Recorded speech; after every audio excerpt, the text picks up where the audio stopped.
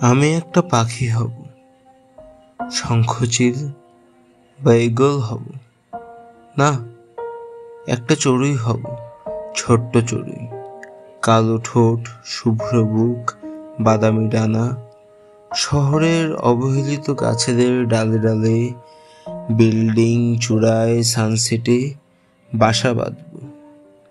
সূর্যের সাথে ছুটে যাব জীবিকার খোঁজে সন্ধ্যা অবধি, মাগরিবের আজানে ফিরব নির্বে। অল্প একটু প্রাণ হয়ে সহ্য করব দুনিয়ার সব ঝড় ঝাপটা, রোদ বৃষ্টি, অনাহার আর তাড়িত হওয়ার বেদনা।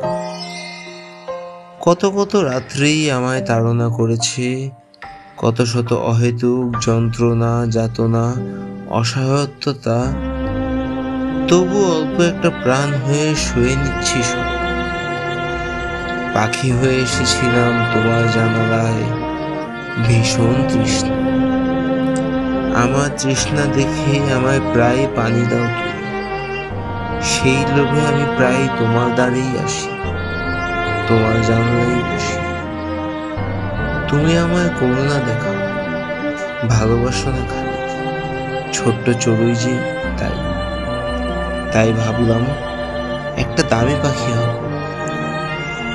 তোমার জানলায় ঝড়ে অভিনয়ে ঠাঁই নেব, তোমার জানলায় অহেতুক তোমারে আমার ধরার লোভ দেখাবো।